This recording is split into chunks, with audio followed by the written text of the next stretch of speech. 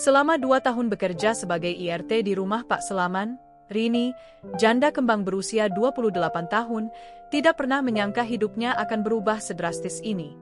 Setiap kali istri majikannya pergi, sikap Pak Selaman mendadak berbeda, semakin dekat, semakin berani, dan semakin sulit ditolak. Inilah kisah yang diam-diam tumbuh di dalam rumah itu, kisah yang tidak pernah ia bayangkan akan terjadi. Jangan lupa dukung channel ini dengan cara like, share, dan subscribe, agar channel ini terus berkembang dan bisa menghadirkan cerita-cerita seru lainnya setiap hari. Namaku Rini, 28 tahun, seorang janda kembang yang hidup sederhana setelah 2 tahun ditinggal suami. Hidup memaksaku untuk tetap kuat, meski kadang hati terasa rapuh. Demi bisa bertahan, aku bekerja sebagai asisten rumah tangga di rumah Pak Selaman, lelaki berusia 50 tahun yang dikenal ramah dan dihormati warga. Rumah itu besar, tenang, dan kadang terasa terlalu sunyi. Istrinya, Bu Mirah, sering bepergian keluar kota karena mengurus usaha keluarga. Maka, hanya ada aku dan Pak Selaman di rumah hampir setiap hari. Awalnya, semuanya biasa saja. Aku bekerja seperti umumnya perempuan lain, menyapu, memasak, mencuci, dan menjaga rumah agar tetap rapi. Namun perlahan, perhatian Pak Selaman mulai berbeda. Cara dia menatapku seakan menyimpan sesuatu. Kadang aku pura-pura tidak tahu, kadang aku seolah menolak, tapi jauh dalam hati, ada bagian diriku yang merasa diperhatikan lagi, sesuatu yang hampir kulupakan sejak menyandang status janda. Suatu sore, ketika aku sedang merapikan ruang tamu, Pak Selaman tiba-tiba berdiri di belakangku. Suaranya rendah, hangat, dan terlalu dekat. "Rini, kamu ini kok makin hari makin cantik, ya?" Aku terdiam. Jantungku berdetak lebih cepat dari biasanya. "Pak, jangan menggoda, nanti Bu Mirah marah," jawabku sambil tersenyum canggung. Tapi dia malah tertawa kecil. "Mirah masih di luar kota. Cuma ada kita berdua di rumah ini." Ada sesuatu dalam kalimatnya. Entah mengapa, hawa ruangan terasa berubah. Sehangat matahari sore yang masuk dari sela jendela, namun juga setegang suara detak jantungku sendiri. Aku mencoba menjauh, tapi tangan Pak Selaman menahan lenganku, pelan, tapi tegas. "Rini, aku cuma ingin kamu tahu kalau aku memperhatikanmu. Lebih dari yang seharusnya." Kata-kata itu membuat tubuhku seolah kehilangan tenaga untuk beberapa detik. Aku tidak tahu harus menjawab apa. Yang aku tahu, sejak hari itu, hidupku di rumah ini tidak akan lagi sama. Sejak sore itu, suasana rumah Pak Selaman berubah. Bukan lagi sekadar tempatku bekerja, melainkan ruang yang penuh isyarat, tatapan, dan langkah-langkah kecil yang membuat dadaku berdebar tanpa alasan. Pagi itu aku sedang memasak di dapur. Aroma bawang putih tumis bercampur wangi teh hangat mengisi udara. Tiba-tiba, aku mendengar langkah pelan mendekat dari belakang. Langkah yang sudah sangat kukenal. "Rini," suara itu rendah, nyaris berbisik. Aku menoleh perlahan. Pak Selaman berdiri dekat sekali, terlalu dekat hingga aku bisa merasakan hangat napasnya. Dia memakai kemeja rumahan yang lengannya digulung sampai siku, terlihat lebih muda dari usianya yang 50 tahun. "Pak, ada perlu?" tanyaku mencoba bersikap biasa, meski ujung jariku mulai dingin. Dia tersenyum kecil, senyum yang akhir-akhir ini mulai sering ia tunjukkan padaku. "Cuma mau lihat kamu masak. Cantik banget kalau lagi sibuk gitu." Aku terdiam, mataku kembali ke wajan agar tidak terlihat kikuk. Tapi jantungku berisik, seakan membantah semua pura-pura tenang yang kutampilkan. Tiba-tiba tangannya terulur, mengambil sehelai rambutku yang jatuh di pipi. Ia memindahkannya ke belakang telingaku dengan lembut. "Terlalu lembut. Kalau kamu terus begini, siapa yang gak jatuh hati, Rin?" ucapnya sambil menatap dalam. Aku menelan ludah. "Pak, nanti ada tetangga lihat." "Siapa? Kita cuma berdua." Nada suaranya tegas, tapi penuh kehangatan yang sulit kutolak. Tangannya turun ke pundakku, menelusuri perlahan ke lengan. Sentuhan itu membuatku meremang, bukan karena takut, tapi karena sudah lama tidak ada lelaki yang memperhatikanku sedekat ini. Aku berbalik sedikit, cukup untuk membuatnya melepaskan sentuhan itu secara perlahan.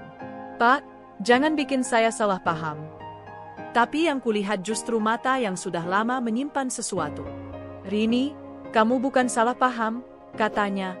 Aku memang tertarik sama kamu. Hening menguasai dapur. Hanya suara minyak yang mulai mendidih memecah keheningan itu.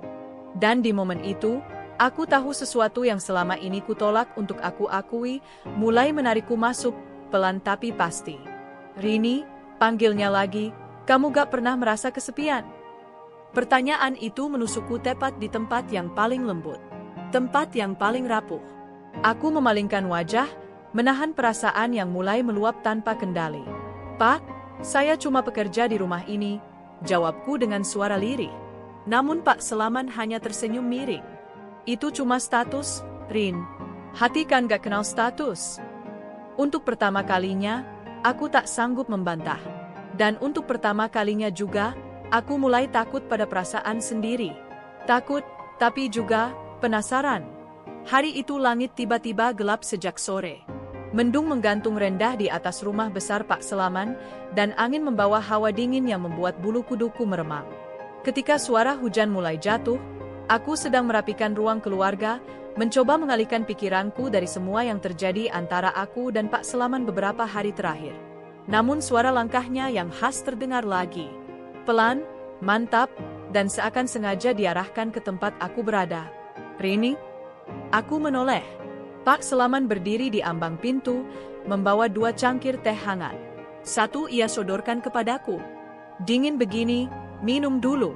Kamu kelihatan capek. Aku menerimanya. Terima kasih, Pak. Dia duduk di sofa, lalu menepuk tempat kosong di sebelahnya. Sini. Hujan bikin rumah terasa sepi. Aku ragu. Sangat ragu. Tapi aku mendekat, duduk dengan jarak aman meski dalam hati aku tahu jarak itu tak akan bertahan lama. Suara hujan semakin deras, menciptakan harmoni lembut di dalam rumah yang remang. Entah mengapa suasana itu membuatku merasa lebih jujur pada diriku sendiri. Rini, ucap Pak Selaman tiba-tiba, menatap keluar jendela. Kamu tahu, sejak Mira sering keluar kota, rumah ini rasanya kosong. Aku diam. Kata-katanya terdengar terlalu jujur. Aku terbiasa ditemani suara orang di rumah, lanjutnya. Tapi akhir-akhir ini cuma suara kamu yang bikin rumah ini terasa hidup. Aku menunduk. Jantungku kembali berdetak tak karuan. Lalu ia menoleh, menatapku. Tatapan itu lembut, bukan paksaan, tapi lebih seperti seseorang yang menahan perasaan terlalu lama. Kamu sendiri, apa kamu gak pernah merasa kesepian setelah 2 tahun sendirian? Pertanyaan itu mengguncangku dari dalam. Karena jawabannya sudah lama ada, tapi tak pernah berani kukatakan. Iya, Pak, saya sering merasa begitu, jawabku pelan, hampir berbisik. Tapi saya gak mau bikin masalah untuk siapapun. Pak Selaman bergeser mendekat. Tubuhnya hanya sejengkal dari sisiku. Rini, kamu bukan masalah. Ujung jarinya menyentuh punggung tanganku. Sentuhan itu halus, tapi terasa seperti kilat kecil yang menyambar. Aku refleks menarik napas. Pak, jangan begini. Dia menatapku dengan ekspresi yang sulit kulukiskan. Ada rindu, ada kagum, ada perasaan yang entah sejak kapan ia pendam. Aku bukan mau ganggu kamu, katanya pelan. Aku cuma suka sama kamu, Rini. Hujan merintik semakin keras di luar sana. Dan di dalam rumah itu, keheningan lembut menyelimuti kami berdua. Tak, saya takut, ucapku jujur. Takut salah langkah. Ia mendekat sedikit lagi. Kalau kamu takut, bilang. Aku gak akan memaksa. Aku mengangkat wajah, menatapnya. Untuk pertama kalinya, aku melihat sisi dirinya yang berbeda, bukan majikan, bukan lelaki berumur, tapi seseorang yang benar-benar merasa sendiri, sama sepertiku. Dan aku sadar, saat itu bukan hanya dia yang sedang menahan perasaan. Aku juga. Hujan masih turun deras malam itu, seakan langit menumpahkan seluruh rahasianya bersama suara gemuruh yang jauh di kejauhan. Rumah besar itu terasa lebih sunyi dari biasanya. Hanya ada aku dan Pak Selaman, duduk bersebelahan dengan jarak yang semakin lama semakin menghilang. Setelah pengakuannya barusan, aku merasa dada ini sesak oleh perasaan yang tak bisa kusebutkan. Campuran cemas, hangat, dan sesuatu yang sudah terlalu lama hilang dari hidupku. Pak, Saya gak tahu harus jawab apa, ucapku lirih sambil meremas jemari sendiri.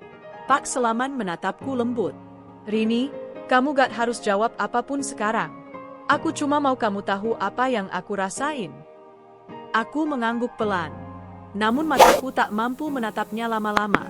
Langkah hati ini terasa gamang, sebagai perempuan yang pernah terluka dan harus bangkit sendirian. Aku kemudian berdiri. Saya mau ambilkan selimut di kamar depan. Biar Bapak gak kedinginan di sini. Namun ketika aku hendak melangkah, karpet kecil di bawah meja tersangkut di ujung kakiku. Aku kehilangan keseimbangan, tubuhku condong ke depan. Dalam sepersekian detik, lenganku ditarik. Tubuhku jatuh ke arah Pak Selaman, dan seketika aku berada di dalam pelukannya. Pelukan yang hangat. Pelukan yang membuatku terdiam. Dadanya yang kokoh terasa di pundakku. Napasnya menyentuh rambutku. Tangannya menahan punggungku agar tidak jatuh. Rini, kamu gak apa-apa? Suaranya rendah, nyaris membuat lututku lemas. Aku tak bisa langsung menjawab. Karena untuk pertama kalinya setelah 2 tahun, aku merasakan hangatnya pelukan seorang lelaki lagi. Maaf, Pat, saya... Belum sempat aku berdiri, tangannya masih menahan pinggangku. Bukan dengan niat buruk, tapi dengan refleks seseorang yang takut melepaskan sesuatu yang penting. Gak usah minta maaf, ucapnya pelan. Aku cuma, gak nyangka kamu sering terlihat kuat padahal sebenarnya rapuh. Aku menelan ludah. Pat, tolong lepaskan dulu. Saya jadi, gak enak. Ia melepaskan pelan, tidak tergesa. Saat aku bangkit, jantungku masih berdebar tidak karuan. Tapi saat aku berdiri, dia menatapku dengan cara yang membuatku sulit bernapas. Tatapan yang bukan hanya menginginkanku, tapi juga menghargai keberadaanku. Rini, panggilnya lagi. Kalau aku boleh bilang sesuatu? Aku diam, menunggu. Kamu itu bukan cuma cantik. Kamu itu bikin aku merasa hidup. Kata-kata itu membuatku terpaku. Lalu aku berbalik, melangkah pergi untuk mengambilkan selimut, sebelum aku semakin tenggelam dalam perasaan yang sama-sama berbahaya. Namun saat aku berjalan menjauh, aku tahu sesuatu telah berubah. Bukan hanya di rumah ini, tapi di hatiku sendiri. Aku bukan lagi sekadar bekerja di rumah Pak Selaman. Aku mulai menjadi alasan ia tersenyum. Dan tanpa kusadari, ia pun mulai menjadi alasan aku berdebar. Malam itu hujan turun sangat lama. Seolah langit ikut menyimpan rahasia kami berdua. Setelah kejadian malam itu, suasana di rumah Pak Selaman berubah begitu halus, begitu perlahan, namun terasa jelas di hatiku. Ada sesuatu yang berbeda setiap kali aku melangkah di lorong rumah itu. Seakan dinding-dindingnya menyimpan cerita yang belum selesai, cerita yang hanya kami berdua tahu. Pagi berikutnya, aku bangun lebih awal dari biasanya. Ada kegelisahan yang tak bisa kutenangkan, bercampur dengan rasa hangat yang mengganggu pikiran sejak pelukan tak sengaja itu. Saat aku menyiapkan sarapan di dapur, langkah Pak Selaman terdengar pelan. Ia datang sambil membawa senyum yang membuatku semakin salah tingkah. Pagi, Rini, sapanya lembut. Kamu kelihatan capek. Tidur nyenyak? Aku menelan ludah, mencoba menjaga ekspresi tetap datar. Lumayan, Pak. Cuma kepikiran banyak hal. Hal tentang aku, tanyanya perlahan. Aku terdiam. Pertanyaannya menohok tepat ke pusat dadaku. Aku tak tahu harus menjawab apa. Pak Selaman menarik kursi dan duduk, memperhatikanku dari jauh, tapi dengan tatapan yang terlalu dalam untuk kuabaikan. Rini, aku gak mau bikin kamu bingung, ucapnya. Tapi semalam itu, buat aku bukan hal biasa. Aku berhenti mengaduk sup. Napas terasa berat. Pak, saya di sini kerja. Saya gak mau salah langkah. Dia mengangguk, seakan mengerti. Tapi kamu juga manusia, Rin. Kamu punya hati. Aku tak berkutik. Ada kebenaran pahit dalam kalimat itu. 2 tahun hidup sendiri setelah ditinggal suami membuatku menutup pintu perasaan rapat-rapat. Namun belakangan, pintu itu seperti diketuk dari dalam, oleh diriku sendiri. Pak Selaman berdiri dan mendekat. Jaraknya tidak sedekat malam sebelumnya, tapi cukup membuatku gugup. Aku cuma mau kamu nyaman di sini, katanya pelan. Kalau kamu merasa terganggu, bilang. Aku bisa jaga jarak. Aku menatapnya lama. Dan saat itulah aku menyadari sesuatu. Aku tidak ingin dia menjauh. Tapi aku terlalu takut untuk mengakuinya. Tidak, Pak, jawabku lirih. Saya baik-baik saja. Ia tersenyum kecil, senyum yang membuat pagi itu terasa lebih hangat. Kemudian ia mengambil mangkuk sup, mencicipinya sambil memandangku seakan aku adalah satu-satunya hal yang menarik di ruangan itu. Enak, ucapnya sambil tersenyum. Kamu selalu bikin makanan terasa rumah. Dan entah mengapa, kalimat itu membuat hatiku bergetar. Sejak saat itu, setiap langkahku terasa diperhatikan. Setiap tatapan terasa lebih lama. Setiap percakapan memiliki makna-makna kecil yang tidak pernah ada sebelumnya. Rumah itu bukan lagi tempat aku bekerja. Rumah itu mulai terasa hidup. Dan untuk pertama kalinya setelah sekian lama, aku merasa tidak sendirian. Namun di balik kehangatan itu, ada satu hal yang masih menghantuiku. Bu Mirah, istri Pak Selaman. Bagaimana jika suatu hari dia pulang? Bagaimana jika semuanya terbongkar? Pertanyaan itu membuatku gelisah. Karena semakin hari, semakin sulit bagiku untuk menjauh dari Pak Selaman. Hari itu berjalan lebih tenang dari biasanya. Tidak ada hujan, tidak ada petir, hanya angin sore yang menerobos tirai jendela sambil membawa bau tanah kering. Namun hatiku justru lebih gelisah dari hari-hari sebelumnya. Sejak kehangatan dan pengakuan-pengakuan kecil dari Pak Selaman, ruang antara kami seolah tinggal setipis kertas, mudah robek kapan saja. Sore itu, aku sedang menyapu kamar tamu di lantai atas. Pintu kamar Pak Selaman terbuka setengah, dan aku bisa melihatnya sedang duduk di tepi ranjang, memegang sesuatu di tangannya. Foto dirinya dan Bu Mirah.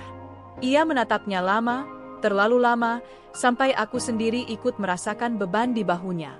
Aku melanjutkan pekerjaanku, berusaha tidak terlihat mengamati. Namun tiba-tiba suara langkahnya mendekat. Pintu kamar terbuka lebih lebar, dan ia berdiri di sana, menatapku. Rini, kamu sebentar? Aku berhenti menyapu. Ada sesuatu di wajahnya, bukan senyum nakal seperti biasanya, tapi sesuatu yang lebih berat. Ketika aku mendekat, ia duduk kembali di ranjang, menatap foto itu sebelum akhirnya berkata, "Mirah telepon. Dia bilang akan pulang minggu depan." Jantungku tiba-tiba berdegup lebih cepat. Entah kenapa, ada kekosongan kecil yang tiba-tiba muncul di dalam dadaku. "Oh," jawabku pelan. "Bagus kalau Bu Mirah pulang. Pasti Bapak senang." Pak Selaman tertawa kecil, namun tawanya terdengar terlalu hambar. "Senang? Aku bahkan lupa kapan terakhir kali kami bicara sebagai suami istri. Dia selalu sibuk, pulang cuma untuk singgah, bukan tinggal." Aku menunduk. Aku tahu aku tidak boleh ikut campur, tapi aku juga tidak bisa pura-pura tidak peduli. "Maaf, Pak, saya tidak bermaksud menyusahkan Bapak selama ini." Ia menggeleng cepat. "Kamu tidak pernah menyusahkan. Justru, sejak kamu di rumah ini, aku merasa ada yang kembali." Aku diam. Kata-katanya terasa seperti mengisi ruang kosong yang selama ini kubiarkan gelap. Lalu ia meletakkan foto itu di sampingnya dan menatapku lama. Tatapannya berbeda. Lebih jujur. Lebih rapuh. "Rini," suaranya setengah berbisik, "aku takut kehilangan kamu." Aku terpaku. Itulah kalimat yang selama ini aku sendiri takut untuk akui dalam hati. "Pak, saya di sini bekerja," jawabku pelan. "Kalau Bu Mirah pulang, mungkin dia tidak ingin." Ia memotong kata-kataku. "Kalau Mirah keberatan, aku sendiri yang akan bicara. Aku yang akan cari cara." "Pak, jangan bicara begitu," ucapku cepat. "Saya tidak mau jadi penyebab apapun di rumah ini." Pak Selaman berdiri dan melangkah mendekat. Jarak kami hanya tinggal satu tarikan napas. "Rini," ucapnya, "yang bikin rumah ini hancur bukan kamu, tapi kesepian yang sudah ada sejak lama." Aku menunduk, tak sanggup menatap matanya. "Pak, saya takut." Ia mengangkat wajahku dengan dua jarinya, lembut namun mantap. "Kalau kamu takut, biar aku yang jaga." Dadaku serasa bergetar. Ada kehangatan yang sulit kutolak. Ada ketulusan yang jarang kutemui. Namun sebelum aku menjawab, terdengar suara pintu pagar depan berderik. Seseorang datang. Aku dan Pak Selaman saling berpandangan. Siapa itu? Tanyaku panik.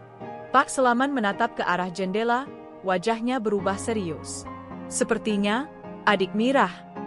Degup jantungku langsung melonjak. Sebuah babak baru saja dimulai. Suara pagar depan berderit, diikuti langkah tergesa yang menghentak ubin. Aku langsung memeluk gagang sapu erat-erat, seolah benda itu bisa melindungiku dari situasi yang tidak ingin kuhadapi. Pak Selaman berjalan ke arah tangga dengan wajah tegang. Aku mengikutinya pelan, masih berusaha menata napas dan menyembunyikan debaran yang menggila. Setibanya di lantai bawah, seorang perempuan berdiri di ruang tamu. Usianya sekitar 40 tahun, berkulit cerah dan berpakaian rapi, dengan tatapan yang langsung menyapu seluruh ruangan sebelum berhenti tepat padaku. Nah, ini dia, gumamnya dengan alis terangkat. Rini, ya? Aku mengangguk pelan. Iya, Bu. Ia tersenyum tipis, tapi senyum yang tidak membawa kehangatan. Aku Rara, adiknya Mirah.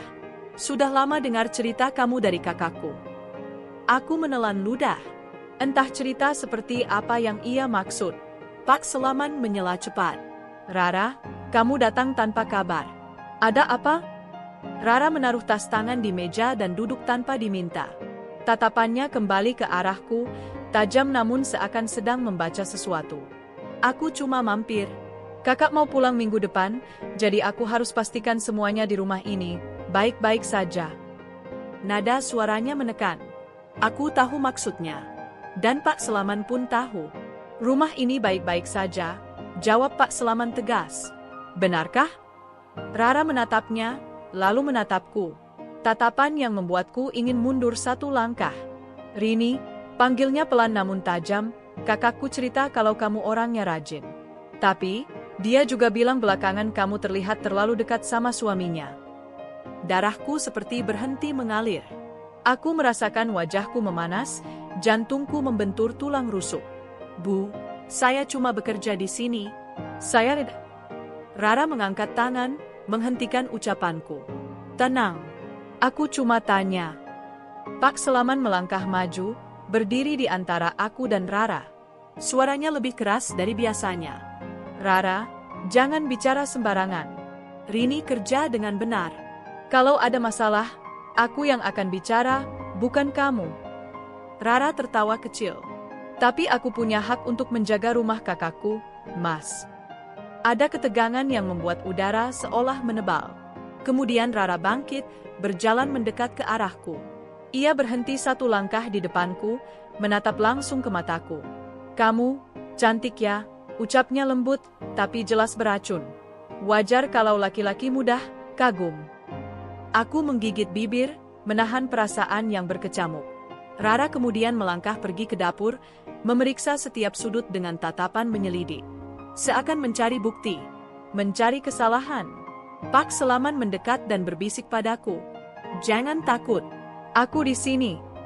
Suara itu seharusnya menenangkan, tapi justru membuatku semakin sadar bahwa batas di antara kami memang semakin kabur dan orang luar bisa melihatnya.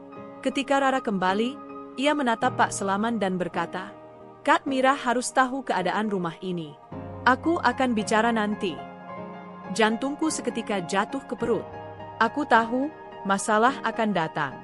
Namun yang membuatku semakin bingung adalah pandangan Pak Selaman yang tidak goyah sedikit pun. Seolah apapun yang terjadi, ia tetap akan memilih berada di sisiku. Dan itu membuatku bingung. Sekaligus takut kehilangan kendali. Sejak kedatangan Rara, rumah itu terasa berbeda.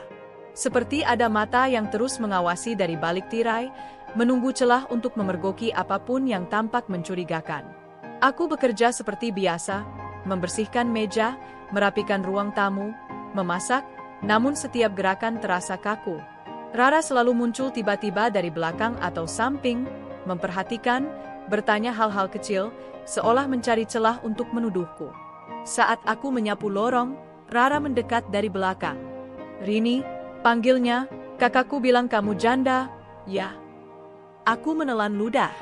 Iya, Bu. Ditinggal mati atau kabur? Pertanyaan itu terlalu tajam dan menusuk. Aku menunduk. Ditinggal, Bu. Rara mengangguk, tapi tatapannya tetap curiga.